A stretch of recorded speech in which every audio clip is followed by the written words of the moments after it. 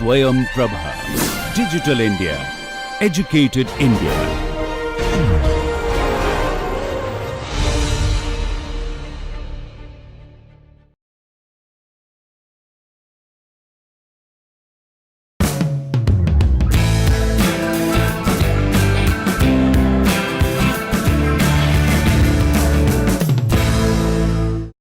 Hello everyone, welcome back.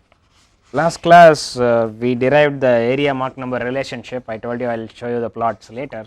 So we will start this class with that and then we will go to mass flow rate expressions. Let us go to the screen. Here I have plotted A by A star as we derived versus the Mach number for different gamma values. Commonly used one is your gamma equal to 1.4, which is the green. The first thing we want to note is Mach number 1 is somewhere here, and that is the lowest point on all the plots. All the three of them have A by A star equal to 1 when m equal to 1, by definition, that is, right. Area is star area when m equal to 1. And when we see on the subsonic side, they are almost the same, there is not much change, almost up to m equal to 1. There is a small change out here if we zoom in, but we will not worry about zooming in right now, they are almost the same number. They have a huge difference only when above 1.5 Mach number. Till that time A by A star, for whichever table you look up, the numbers will almost be the same, and after that there is a huge difference in numbers. Okay. If you look at one more thing, the steepness of the slope here is much higher in subsonic range. For very low values, area seems to be changing drastically when I change Mach number slightly. But when I go somewhere near Mach 1, area does not change at all. For somewhere between 0.9 to 1.2, there is not much of area change for my streamline at all, that is what I see here. Okay. Almost no change, there is a small slope, but almost nothing. Okay. And when I go very far, you start seeing that there is a huge difference in these gamma values.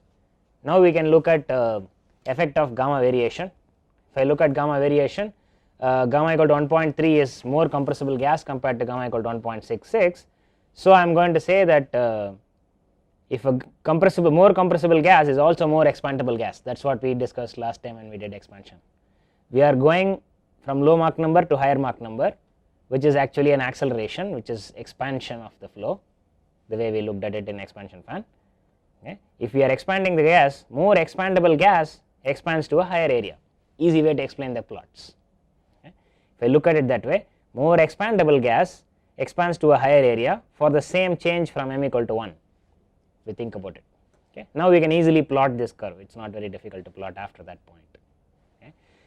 Mainly the steepness of the slope is very high in subsonic compared to the supersonic, simply because in supersonic I can go from 1 to infinity, in subsonic I can go only from 1 to 0. All that variation should be hidden inside this span, that is why it looks like it is going like this, it is just functionality in math. We will not go into more details than this, that is enough. But the main thing you need to get out of this is, when we are using A by A star, there is always two solutions for whatever gamma we pick. Okay. It so happens that gamma equal to 1.66, it got cut off in this limits. It will still go to A by A star of 20 at probably a Mach number of 10 or 12 or something. We will not worry about that part currently. Okay. But you should always know that there is always double solution for A by A star. Okay, if I have a particular A by A star, it can have a subsonic solution and a supersonic solution. Okay. That is the main thing you need to get out of this. This will be very useful when we go and look at solving problems given A by A star. Okay. Now we will go back to the board. So whatever we saw on the screen now was just this expression. Okay. And we stopped last class with the mass flow rate derivation.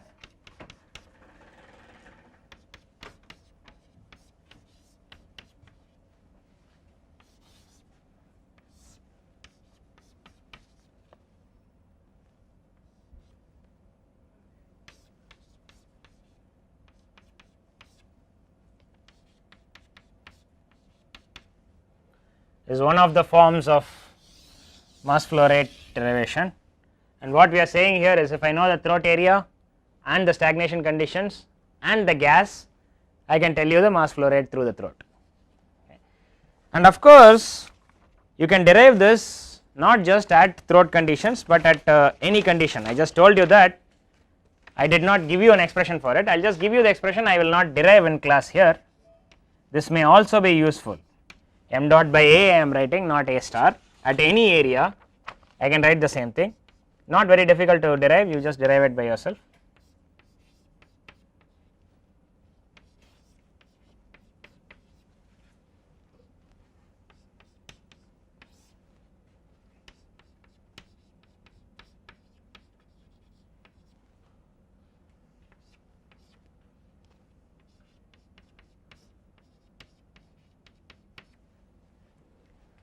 This is the other expression. Okay. What this says is, at a given area, given the stagnation conditions, the gas and the Mach number, I can tell you the mass flow rate through that area. Okay, that is the way to look at this expression, okay, which you can easily derive if I just write m dot equal to rho 1 u1 a1, where a1 is our a here, just express rho and u in terms of stagnation conditions, you will get to this function. It is not very difficult to get at all, and I do not want to waste around 20 minutes deriving this in our class here. Okay. Now the main thing we want to think about, I am not interested in this function, this is useful typically when we are solving some problems, but I would typically use only this function, very useful function. Okay. If you can remember it, it is nice for you. At least you should remember that m dot is proportional to P naught A star divided by square root T naught multiplied by a function of gamma and R. At least that you should be able to remember, very easy to remember, at least that step. Okay. Now if I look at it, mass flow rate is proportional to, now maybe I will write that again here, mass flow rate is proportional to P naught A star by square root T naught into some function of gamma and R. Okay. This is very important thing, we are going to look at it from this way, from now on this way. I am going to say it depends on the throat area, it depends on stagnation pressure directly, these two are direct relation, and with temperature it is inverse relation. Is it logical? Yes, it is. If I make my gas colder, then it is more dense. If it is more dense, I can squeeze it through the same area, there can be more mass can go through it, so mass flow rate will increase, that is the way to look at it. Okay. So it is logical. If I increase pressure, again I am increasing the gas density, so it can go through that same area, squeeze through it, or if I increase area, of course I can have more mass flowing through it, then also I can have more area more mass flow rate coming from that for a higher area. Okay. These are the logic we are going to use. Now we want to look at it as, I have a given gas, a fixed gas, so these properties typically do not change. Now if I want to increase area, increase the mass flow rate, I can either increase area, increase the stagnation pressure, or decrease stagnation temperature. Okay. There is more to it than just this, I will introduce this when we go to non-isentropic flows where these things can change. Even there I can find that there could be some effect on mass flow rate, we will come back to it after I introduce some more concepts in this itself. Okay. Now I will go back to a duct. I have some duct with some area variation, remember that we are still only quasi 1D, we are not thinking about the flow in vertical direction. Okay. Of course there is a vertical component of flow, we are going to neglect that, we will still say that the flow is going only along the axis. Only thing we have to take care of is local area variation, that is the only thing I need to take care of.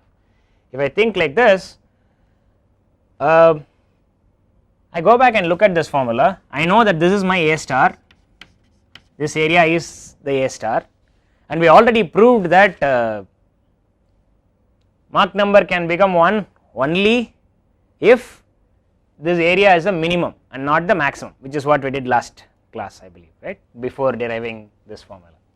Okay. So we are saying this is the minimum area and I am calling it A star now, okay, and let us say I have achieved Mach 1 here. Now that is a special situation, if I have Mach 1 here, I do not care what the flow Mach number is here, and flow is going like this, flow is going like this, I do not know whether it is supersonic or subsonic here as well as here. All I know is it is Mach 1 here because I said this is A star. Okay. If I have such a situation, now I am going to say one special thing.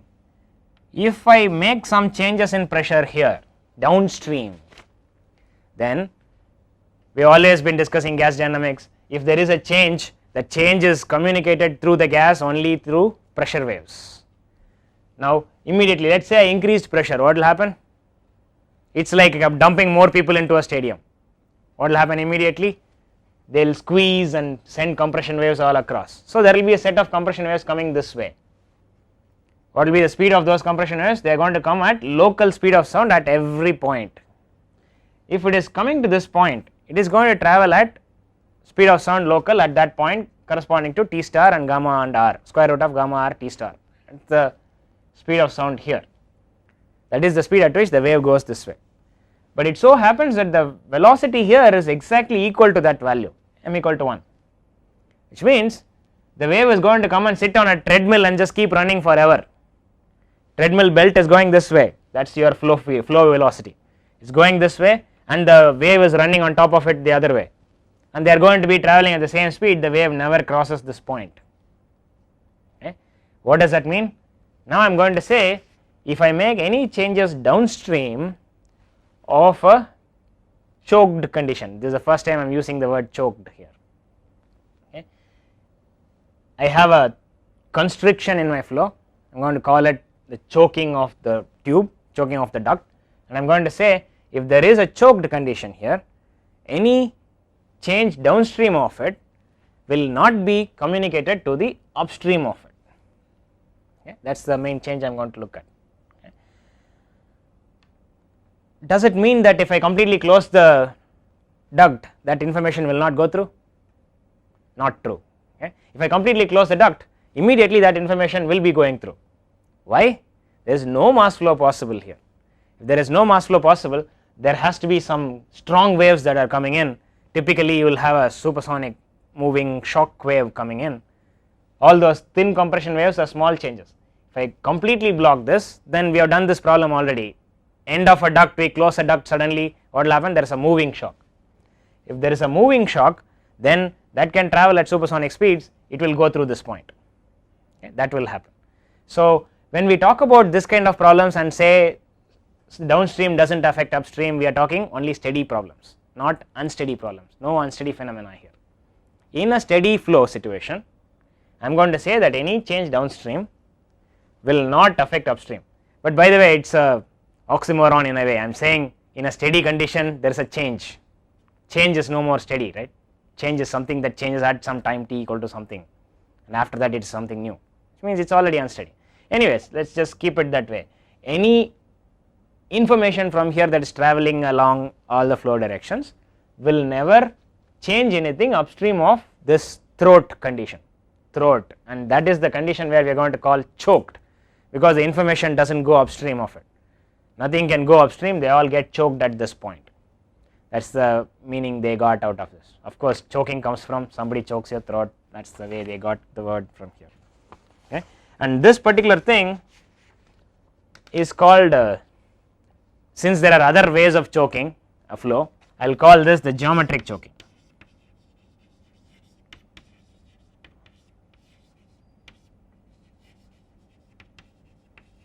Okay. This is a geometric choking. There are other ways of choking the flow. We will come to it when we go to more non-isentropic things. I already gave you a hint that it is somewhere here, it is hidden inside here. We will get back to that later. Okay. That formula has it. Currently we are saying if I come to area decrease to A star, then that can have a choking condition. There could be other cases like maybe P naught and T naught can be adjusted to have different choking conditions. We will get to that after some time. Okay. Now I want to understand this a little better, so we will do something.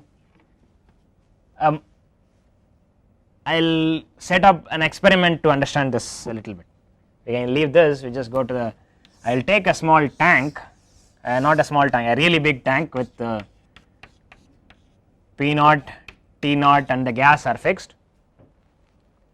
Now I am going to have a small hole in it and a duct from it, and I have a choking condition in that duct, and then it can have any area variation across.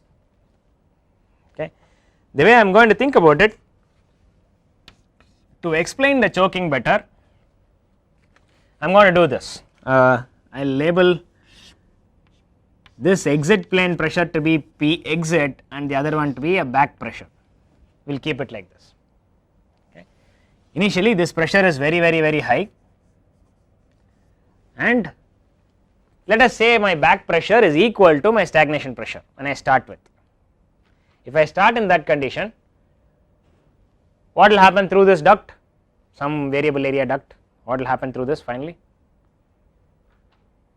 Pb, the back pressure, is equal to P naught, the stagnation pressure. Pressures are equal, there is no flow anywhere. Okay. So there is no fun. If I increase this Pb to something higher, what happens? Flow goes reverse. Okay. I do not want to study that problem, it is equivalent problem. So we will study the opposite problem, we will decrease the Pb. Okay. We will decrease the Pb, the back pressure. Let us assume there is a bigger tank in this side and I am decreasing the pressure slowly in that tank. If I do something like that, now the fluid here sees that the pressure here is less than pressure here, which means there is unequal forces on it, so it starts moving that side. Okay. That is how the flow starts accelerating. Okay. And we are currently not interested in studying the unsteady part of it, we are still studying only the steady state phenomenon. So it will finally reach some steady state, there will be some continuous flow, and I am assuming that this is big enough that the P naught never changes. Reasonable assumption. If my mass flow rate is very small, the volume is really big, it will take infinite time for it to pull out all the volume mass from all this big volume. So pressure may be maintained the same, and it will come to an equilibrium where the pressure is matched by the inertial force out there. Okay. That will be a steady state. Now that need not always reach Mach 1 in this place, there will be some flow, area decreased and then it increased. That is all I have. Now if I go to a case where I keep on decreasing this pressure, then the requirement on the sides is much higher, so the fluid will have to travel faster and faster. The unbalance is across this fluid element is very high, it will want to travel faster and faster to manage that unbalance into kinetic energy. It will just convert all the unbalanced force into kinetic energy. Since the pressure is much lower, it will go to a point where the velocity will become higher and higher. What will be the point where the velocity will be highest? Since I started from subsonic flow, velocity will be the highest first at the least area point. We did this table thing long back. Okay, area increase, area decrease, that kind of thing, subsonic, supersonic. If you go back and look at that table, you will see that this will be the first point where supersonic condition will be achieved. Okay. So it will come to a point where this is sonic. Now after that, if I keep decreasing this Pb, suddenly we end up with the problem we just discussed on the other board. We will have a situation where this pressure dropped, there are expansion waves coming in here, and it cannot cross this point, it is just running constantly on the treadmill, it never crosses. The condition gets choked, the flow gets choked there. Okay. Which means the flow upstream of it does not know that the pressure decreased more, so it does not want to change in this section. So we have come to a point where the mass flow rate through this has come to a fixed value, it cannot increase anymore. All this time it was getting higher and higher because the pressure differential was higher. At some point it will not be anymore. Okay. And after that they call this flow choked and it cannot go any further increase. This is what is commonly explained in all textbooks. Okay. But I always want to show you this formula again and again. This formula shows that mass flow rate is proportional to P naught divided by square root of T naught times A star. Okay, of course also a function of the gas. Now what I want to say is, if I kept the stagnation conditions constant, then there is no other way of changing mass flow rate beyond choking condition. This is the choked mass flow rate. If you want, you can put a subscript here, choked mass flow rate. Okay. Once I have a choked condition, my mass flow rate cannot increase beyond this point. Okay. That is the situation here. I will give you another example again to explain choking condition. I have a straight duct I have on both the ends pressure P1 and P2. If I have such a situation in fluid mechanics, this is called the Poiseuille flow or Poiseuille flow, whatever, depending on whether you pronounce the letters or not, Poiseuille flow. Okay.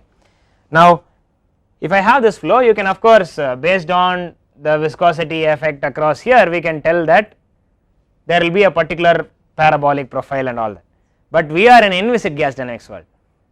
So what will happen here?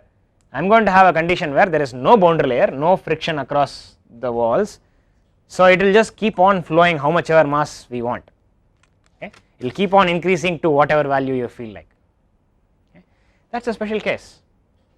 Instead, if I look at that problem, it is a little more complex. So I will change the problem a little bit. I will say my duct now has a choking condition in the middle, as in somebody bumped through the tube somewhere, the tube cross section decreased and then it is increasing again. Let us say I have something like this.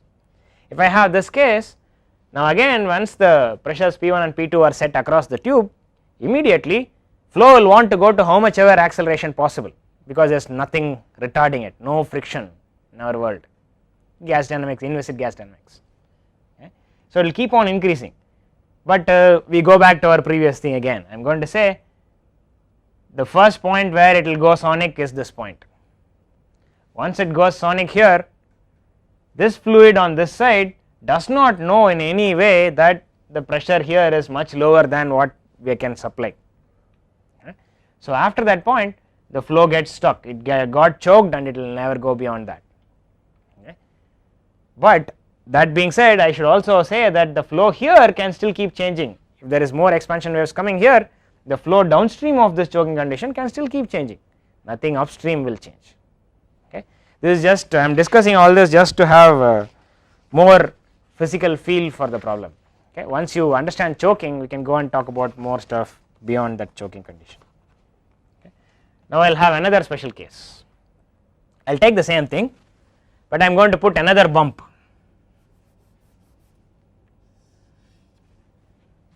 Let us say I will call this one 1 and this one 2, something like this.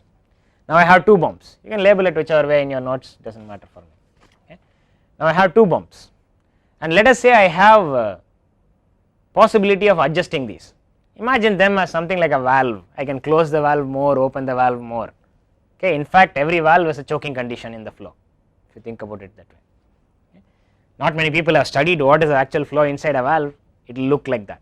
Okay. It will go choking and then it will go supersonic and then come back to subsonic. We will talk about all that later. Okay. I am here. If I have such a situation, where will it choke? Where will it choke in this case? Again I am going to say P2 is far less than P1. It will choke at 2 first, and after that does not care. This will be some high subsonic Mach number, this will be again some lower value here and here, high subsonic, sonic, this could be anything, subsonic or supersonic, depending on whatever is happening here. We will not worry about it now, we will go back to nozzle flows problem where we will deal with that again. Okay. Now I want to adjust this a little bit. I want to say now my 1 is more like this, they are both equal. Now what will happen? Okay. It is a little more tricky thing. Okay.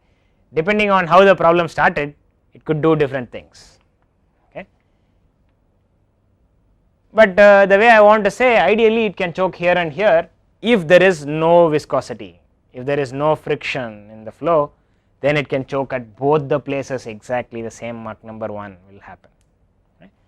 But by mistake I increased it slightly, I closed the valve a little more and it goes through this.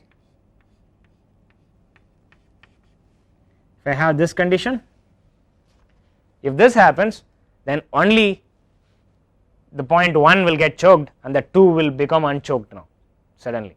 Okay. All this time this was at Mach 1, this was increasing high subsonic I said, it is going towards Mach 1, 0.8, 0.9, 0.99 and then it became 1. After that this is still 1, but this one now will start decreasing, this will start decreasing to lesser and lesser values. 1 will now become 0.8, 0.7 whatever, it will keep on decreasing if I keep on closing this further and go to this point. Okay. One more thing you can already tell from whatever we discussed today is the mass flow rate will keep on changing in here, but it will start changing only after some specific time. What is that point? When will it start changing? Let us assume that P2 and P1 are such that P2 is far less than P1. I have already said that. I started with 1 at this point and 2 at this point. I let it go for steady state and then I am looking at the flow. What will it look like? It will be choked at this point. That will have some particular mass flow rate. That is the beginning I am having. Now I slowly start closing this valve here. I am crushing this pipe here. If I keep doing this, what will happen to mass flow rate just after I started crushing? Nothing should happen. Why? A star is this, that controls the mass flow rate.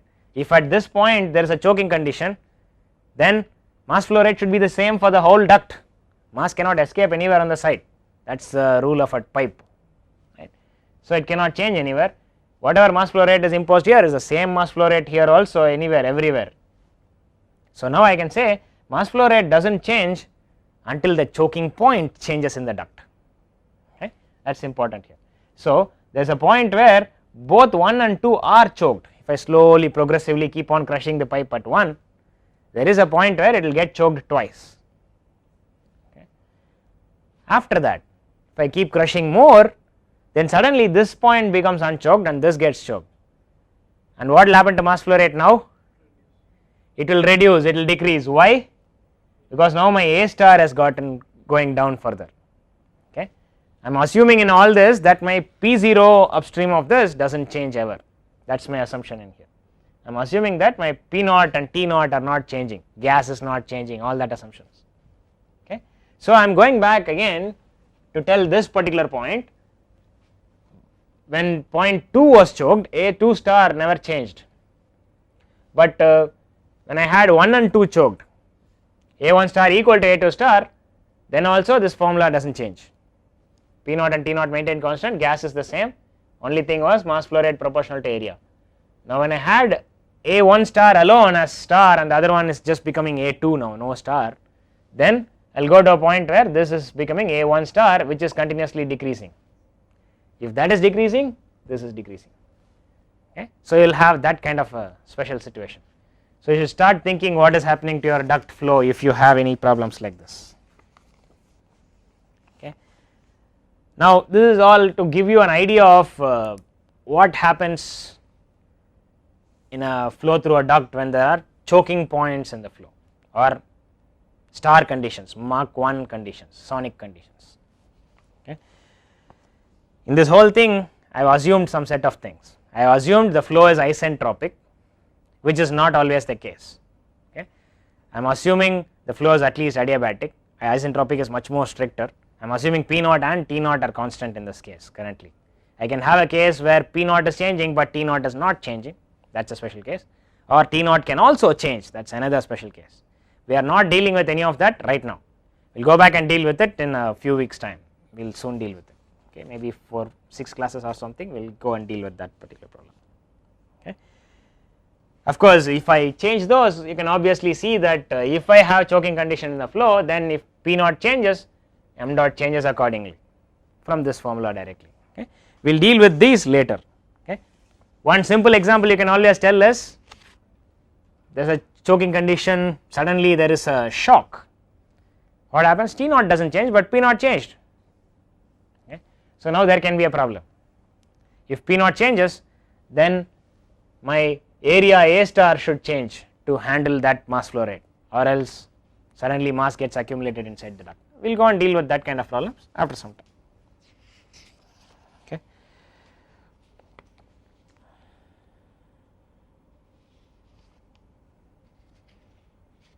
Okay, I won't worry about this whatever statement I have written here about a shock. We will come back and deal with it when we are going for discussion on supersonic flows. Okay. I also told you one more thing on the passing note in this problem is flow can choke many times. Okay. it can choke more than one place in a flow, that is all you know right now. You do not know for sure whether it can choke 10 other times further, okay. But I know it can, okay. We will get back to that problem after some time, okay. Of course there are some conditions provided I have to tell something more, I am not going to tell that right now. Just look at some numerical examples of how I can use this A by A star to calculate the flow situation in a duct. Whatever problem we just did can be numerically calculated if I know the exact area variation. So we will look at one simple case. I am having some duct, okay. I do not want to draw a good duct, whatever is some duct. This is A1 and at this section A2 equal to twice A1, that is all I would say.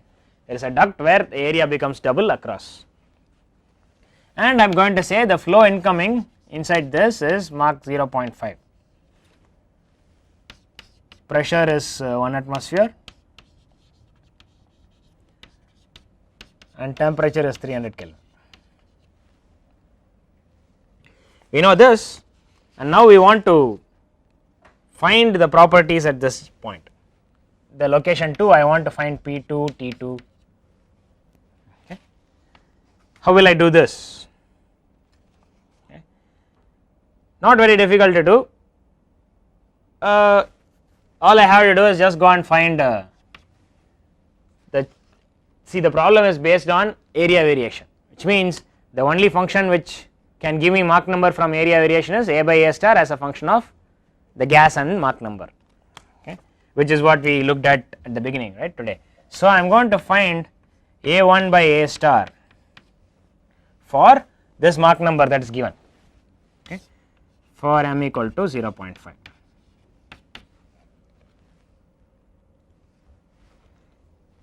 If I find this, that number happens to be 1.34. I just go to tables.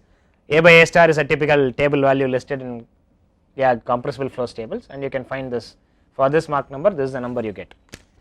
Now immediately I can tell that the choking condition did not happen anywhere inside here based on the duct shape. This is the minimum area as per the duct shape, okay. And I can tell that A star is not inside the duct of interest. Does not matter, I do not need to find the A star value currently. If I want, I can also find out. Given A1, if I am knowing the area, then I can tell I do not know the area, we just leave it A1, okay. I can find A star from here, okay. A star is A1 divided by 1.34, but what I am more interested in is A2 by A star. How will I find this? I know that this is equal to 2 times A1 by A star. This is true, right. A star is a fixed value for the whole flow, so I can just tell this. Now I know A1 by A star to be 1.34, so I am going to get 2.68 here, that also I know. Once I know A by A star, I can find Mach number from this. We just did the plot of this function today, and if I go look at tables, I am going to get Mach number to be 0.22 or 2.52. As we know, given a by A star, I can have a subsonic or a supersonic solution. We had this kind of a plot today. A by A star versus Mach number m equal to 1 is here, was something like this. So for a given A by A star, I will have a subsonic solution and a supersonic solution, okay. These are the two numbers for our value 2.68. Which one will I pick for this problem? That is the next question. If I know that my duct is like this, now we go and use our area variation versus supersonic subsonic table we had before, 2 by 2 table we had before. It is a subsonic Mach number and area is increasing.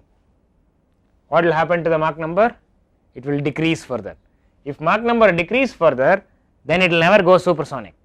So I know my solution should be subsonic solution. So for this problem, I am going to say I used logic and it is going to be this. This is sometimes needed, okay. The problem is decided by the shape of the duct here, okay. and so I am going to pick my Mach number at 2 is 0.22. Now the remaining things are easy. What I have to do is I have to find P2, right? I can write P2 as P2 by P naught into P naught by P1 into P1. Gas dynamics people love this ratios business always, okay. So get used to this, it is not difficult. We know this ratio is given in gas tables, this is the inverse of the same kind of ratio P by P naught. I can find these two numbers, and P2 by P naught for Mach number 0.22 happens to be 0.969, and P1 by P naught for Mach 0.5 happens to be 0.843 into P1 is 1 atmosphere. So this gives me an answer of 1.15 atmospheres. Mind you, I never found A star, I never found P naught. I could, it's just going to waste if I don't go through this ratios business. That's why gas dynamics people like this, okay. Otherwise what should I do? I will use P1 by P naught, find P naught, then use this expression into P naught to find P2. That is more calculations. Here I avoided all that, just found whatever is needed and nothing else, okay. That is why people like ratios a lot. Same thing I can do for T2.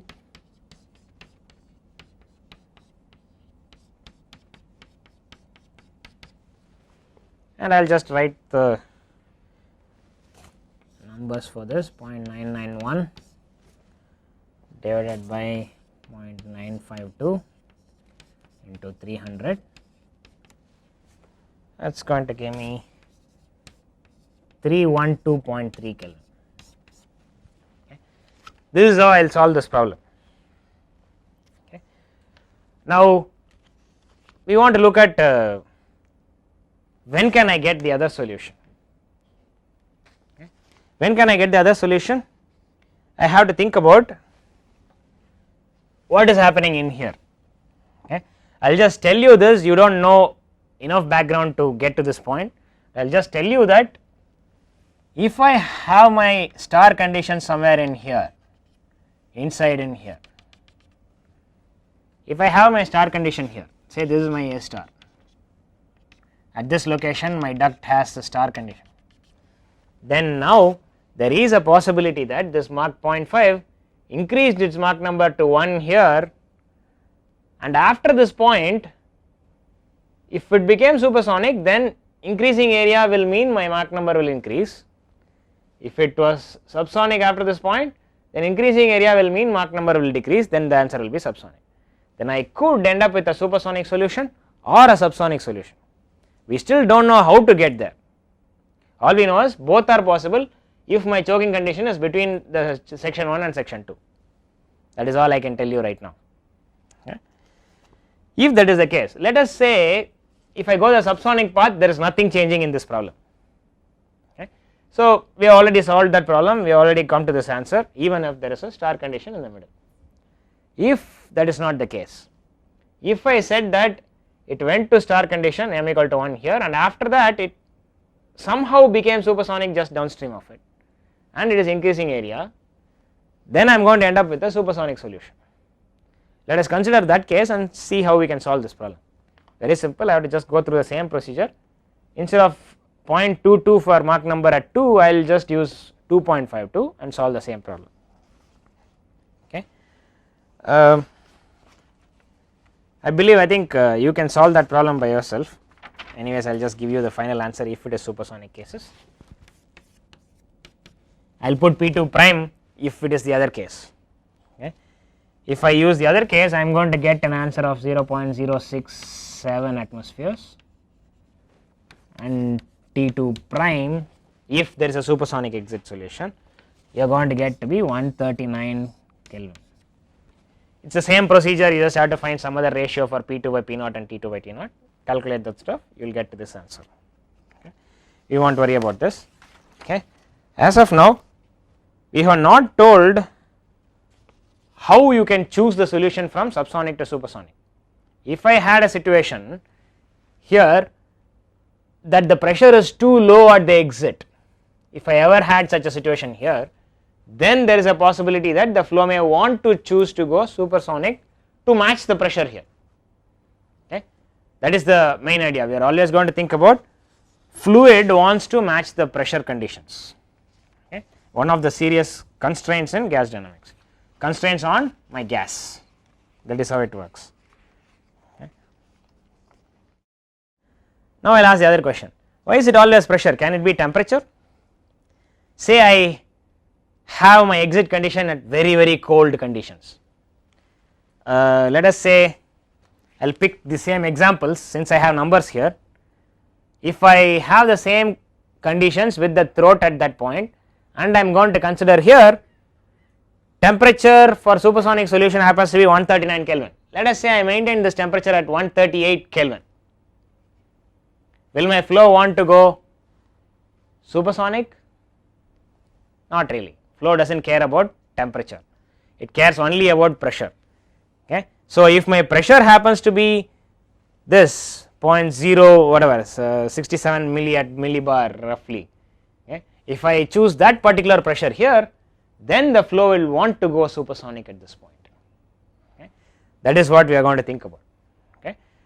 Temperature does not affect so much, fluid communicates through pressure waves, not through heat waves or whatever, only pressure waves. Okay. In fact, if you send heating into the flow also, it creates pressure waves, which is how it communicates again. We will go to that after some time. Okay. So, temperature is not a serious constraint in solving flows in our inviscid. Also I have to add inviscid gas dynamics. Okay.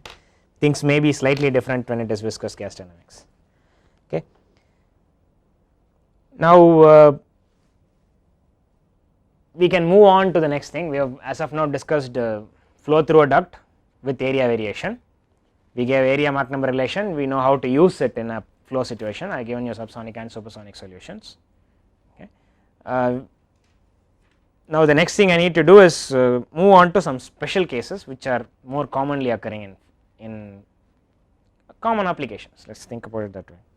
Okay. If I look at them, to understand this flow behavior, it is better that we go in a particular sequence. We are going to start with a convergent duct. Okay. Once we understand a converging duct, how the flow will behave, then we will move on to converging diverging duct. Of course, I can also talk about just a diverging duct. Diverging duct is no fun. We have already done something like that. It is no fun anyways. Whatever we did today, the first example of numerical stuff is diverging duct problem. Okay, it moves away from m equal to 1, not much fun there. More fun when it is crossing m equal to 1 and we have to figure out what it will do. Okay. So, we will pick a case converging duct. Okay.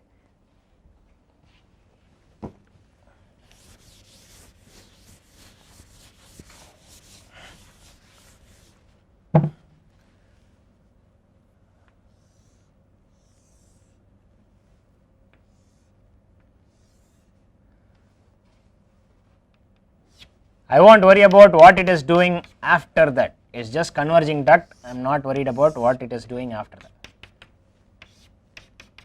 Some such flow field. There is a duct and it is coming to convergence, and this is the lowest area point, the exit is the lowest area point.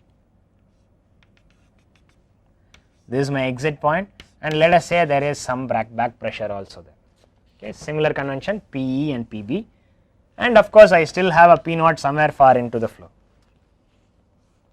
okay. P naught and T naught. Let us consider a case where these are fixed values. I do not change stagnation conditions, I am considering this, and I am going to do similar experiment as what we did before with variable area duct. Now I am more specific about one particular variable area duct. I am not saying anything about how the area is varying, all I know is it is converging only. It is not going to converge, diverge, it is just simply converging, monotonic. It could be just a straight linear variation of area, it could be parabolic, exponential, whatever area variation, I do not worry about it, right. Okay. Some area variation. If I have, of course, we have to consider all the cases, if my PB equal to P naught, what will happen? No flow. We won't worry about the case where Pb is more than P naught, because that will have reverse flow, it is flow from outside into the duct. We won't worry about that kind of problem now. We can look at it as an application later.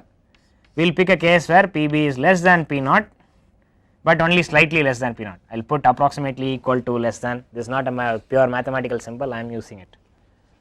Okay. If that is the case, then definitely I am going to have a slow flow here, subsonic flow here. Okay. I can say that m exit is less than 1. Okay. Now, if I keep on decreasing Pb further, m exit will keep on increasing. Once it goes m exit equal to 1, what can happen? When m exit becomes 1, Pb goes below, I do not want to put that particular value, let us say this is called critical, some P critical, I will just call it this. If I call Pb is less than some particular P critical value within quotes, there will be a point where m exit is equal to 1. So, then I have to put equal. If I say equal there, I have to put equal here. Okay. When my back pressure is such that pressure exit is going to be equal to P critical, then I am going to have a point where it just became sonic. Now, we again have to think after this. When it becomes sonic at the exit, if I decrease pressure further, what will happen? There will again be expansion waves trying to come through this to tell this high pressure region that there is some more space available, you can go there. But as the expansion wave comes here, it is again going to be running on the treadmill thing.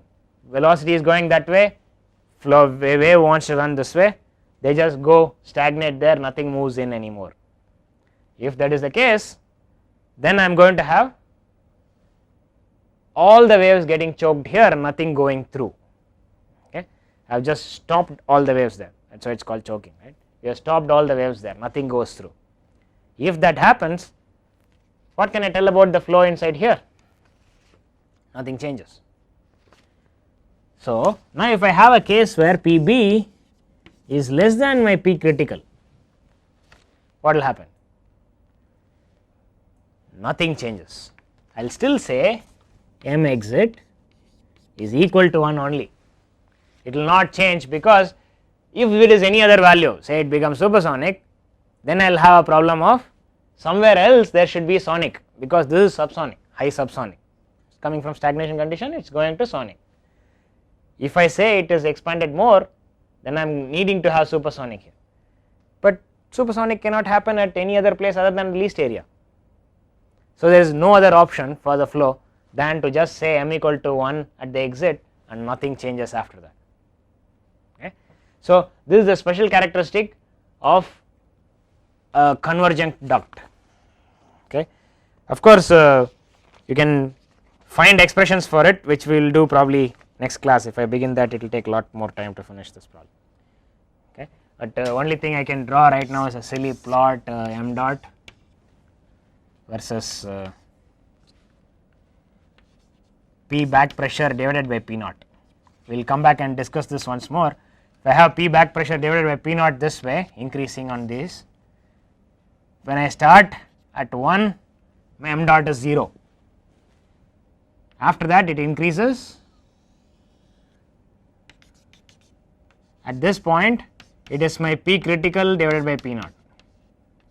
At this point onwards, it is just a fixed mass flow, no change in mass flow rate after that, and that will be your m dot star.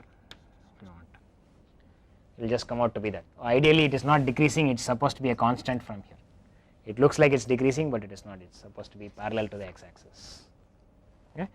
We will deal with more of this next class. See you people next class.